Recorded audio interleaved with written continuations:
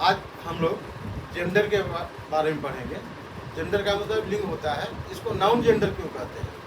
जिस तरह से नाउन नंबर था, ये नंबर को नाउन ही कहते हैं। क्यों कहते हैं? क्योंकि नाउन वर्ड का ही नंबर होता है, सिंगल से प्लूरल नंबर बनाया जाता है। उसी तरह से जेंडर है, नाउन का ही जेंडर होता है, इसीलिए उसको नाउन जेंडर कहते हैं। तो अब हम आगे पढ़ेंगे कि जेंडर कहते किसे हैं, जेंडर के कितने काइंड होते हैं। विभिन्न प्रकार के लिंग का बोध कराने वाले को ही अंग्रेजी में जेंडर कहते हैं। लिंग का बोध कराने वाले शब्दों को ही अंग्रेजी में जेंडर कहते हैं।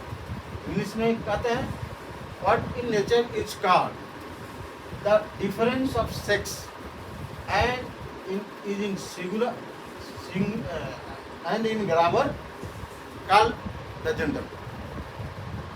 What in nature is called the difference of sex and in grammar called the difference of gender. उसी को हिंदी में कहते हैं कि विभिन्न प्रकार के लिंग का बोध कराने वाले को ही अंग्रेजी में जेंडर कहते हैं। तो जेंडर कितने प्रकार का होता है? How many kinds of gender? तो जेंडर 4 प्रकार का होता है। कौन कौन सा? Masculine gender, feminine gender, common gender, neutral gender. पुरुषवाचक लिंग, स्त्रीलिंग, जातिवाचक लिंग, निर्जीव लिंग। तो अब हम मैस्कुलिन जेंडर के बारे में पढ़ेंगे कि मैस्कुलिन जेंडर क्या है। तो जिस शब्द से, जिस नाउन जेंडर से पुरुष जाति का बोध हो उसे मैस्कुलिन जेंडर कहते हैं। जैसे देखिए, बैचलर, ब्राइडग्रूम, डॉग, इटिसी, यानी पुरुष जाति का बोध हो उसे हम मैस्कुलिन जेंडर कहते हैं। आगे देखिए, फेमिनिन जेंडर, स्त्री का बोध कराने वाला। जिस नाउन शब्दों से हम स्त्री का अनुभव करते हैं कि यह स्त्री का वर्ड है, जो नाउन वर्ड्स स्त्री जाति का बोध कराए उससे फेमिनिन जेंडर करते हैं। जैसे मेड, कुंवारी, ब्राइड, दुल्हन, काऊ, गाय।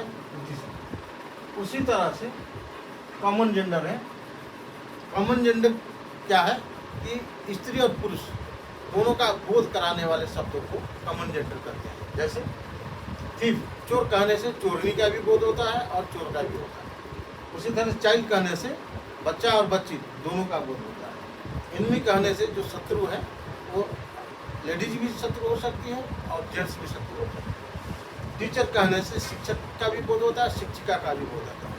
इसीलिए स्त्री और पुरुष का बोध कराने वाले शब्दों को हम कॉमन जेंडर का। उसी तरह से फिर चौथा है न्यूट्रल जेंडर। निर्जीव वस्तुओं का बोध कराने वाले नाउन वर्ड्स को न्यूट्रल जेंडर कहते हैं। जैसे बॉक्स, बॉक्स क्या है? उसमें कोई जीव नहीं। Pen, pencil, chair. आगे पढ़ेंगे नोट्स कि क्या है। कलेक्टिव नाउन जो समूहवाचक संज्ञा है वो हमेशा न्यूट्रल जेंडर माना जाता है। कलेक्टिव नाउन को हमेशा न्यूट्रल जेंडर माना जाता है। यंग चिल्ड्रन और यंग वंस ऑफ एनिमल्स का वर्णन भी न्यूट्रल जेंडर में होता है। जैसे छोटे बच्चे होते हैं या एनिमल्स के जानवर के जो बच्चे होते हैं उनको भी न्यूट्रल जेंडर के श्रेणी में ही लाया जाता है, उनका भी न्यूट्रल जेंडर में वर्णन किया जाता है। स्ट्रेंथ, शक्ति, वायलेंस, हिंसा प्रकट करने वाले नाउन वर्ड्स को भी मैस्कुलिन जेंडर माना जाता है। क्या किया जाता है? हिंसा प्रकट करने वाले को, शक्ति का बोध कराने वाले को किस जेंडर में माना जाता है? मैस्कुलिन जेंडर में माना जाता है। जैसे sun, summer, wind, death, thunder, time, it. ये जो स्ट्रेंथ और वायलेंस प्रकट कराने वाले शब्दों को हम मैस्कुलिन जेंडर के अंतर्गत रखते हैं। अब है दूसरा क्या है, नेक्स्ट क्या है? ब्यूटी। ब्यूटी, ग्रेस, सौंदर्य और दयालुता जो वर्ड है हमेशा फेमिनिन जेंडर में माना जाता है, वो हमेशा स्त्रीलिंग में माना जाता है। जैसे moon, earth, ship, peace, mercy, spring, liberty, nature, ये हमेशा फेमिनिन जेंडर इसको माना जाता है। नेक्स्ट है rules for making masculine to feminine gender. अब क्या है कि मैस्कुलिन से फेमिनिन जेंडर बनाने के नियम क्या है। तो पहला नियम है यूजिंग डिफरेंट वर्ड्स, शब्द परिवर्तन द्वारा। क्या है? बाय यूजिंग डिफरेंट वर्ड्स, शब्दों को परिवर्तन करके। जैसे बैचलर माने कुंवारा होता है, मैंड माने कुंवारी होता है, बियर माने सोरा होता है, सो माने सोती होता है, ब्राइड ग्रूम माने दूल्हा होता है, ब्राइड माने दुल्हन होता है। मतलब शब्दों को चेंज करके हम मैस्कुलिन बनाते हैं। तो ये सब चीज़ें जो है आपको वीडियो में मिल जाएगा, इसको याद करना है। इन शब्दों को परिवर्तन करके हम मैस्कुलिन से फेमिनिन बनाते हैं। आप नेक्स्ट पढ़ेंगे।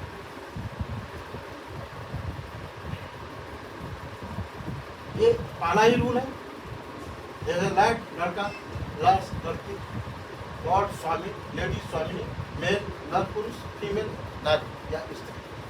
अब नेक्स्ट रूल पढ़ेंगे। रूल 2 में है मैस्कुलिन शब्दों के अंत में, जब मैस्कुलिन शब्दों के अंत में एस जोड़कर, कुछ ऐसे मैस्कुलिन वर्ड्स हैं जिसके अंत में ESS जोड़कर फेमिनिन जेंडर बनाया जाता है। जैसे ऑथर, ऑथरेस, ES जोड़ा गया, ESS जोड़ा गया, count, countess, gent, gentess, host, hostess. इसमें किसी वर्ड को हटाया नहीं गया है, केवल ESS जोड़ करके फेमिनिन जेंडर बनाया गया। उसी तरह से नेक्स्ट देखेंगे। रूल 3,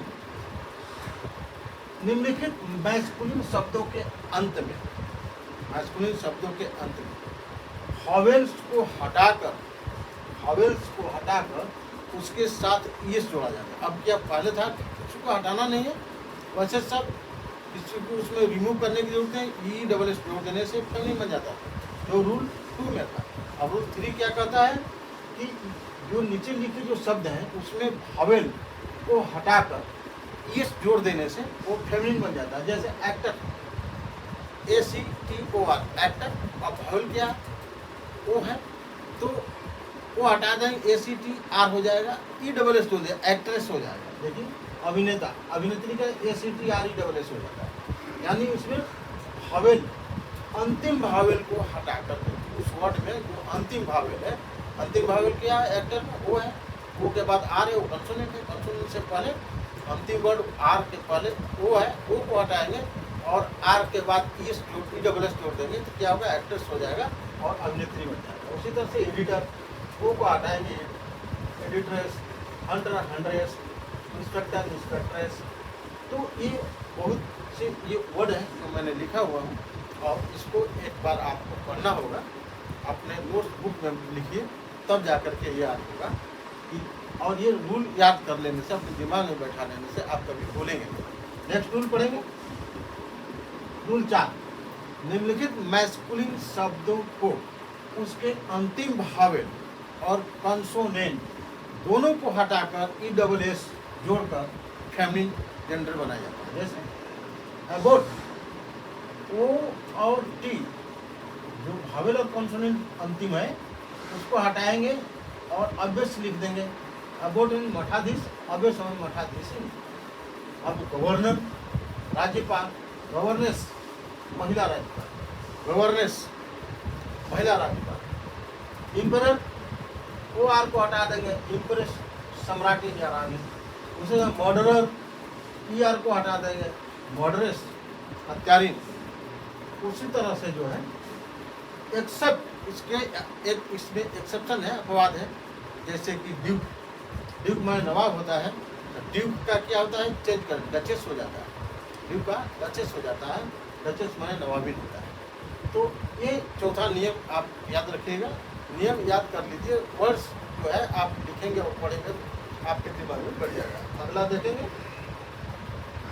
रूल 5, निम्नलिखित कंपाउंड नाउन्स, कंपाउंड नाउन जो मिस नाउन है, मिश्रित है, इकट्ठे हैं, निम्नलिखित कंपाउंड नाउन के मैस्कुलिन शब्दों के प्रथम शब्द में परिवर्तन करके फेमिनिन जेंडर बनाया जाता है। जैसे देखिए, फुल काप, फुल काप माने बछड़ा, और काउ काप माने बछड़ी।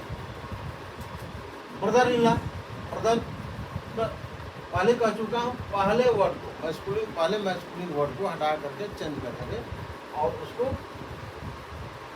फेमिनिन जेंडर बनाया जाता है। ब्रदर इन लॉ में ब्रदर की जगह सिस्टर कर देंगे, sister in law. Cock sparrow, hen sparrow. He bear, she bear. He god, she god. Man servant, man servant. Son in law, daughter in law, jack ass, jenny ass. तो rule 5 में क्या है, compound कुछ ऐसे compound nouns हैं जिसके पहले masculine word को चेंज करके हम फेमिनिन जेंडर बना देंगे। जैसे ब्रदर इन लॉ, ब्रदर को चेंज कर देंगे सिस्टर कर देंगे, सिस्टर कर वो फेमिनिन जेंडर हो गए। उसी तरह से नेक्स्ट देखेंगे रूल 6,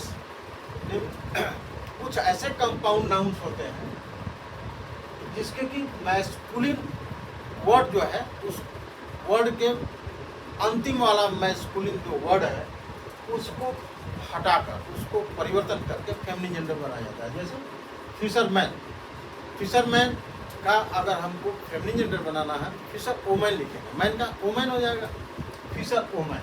उसी तरह से मिल्कमैन, मिल्क वोमेन,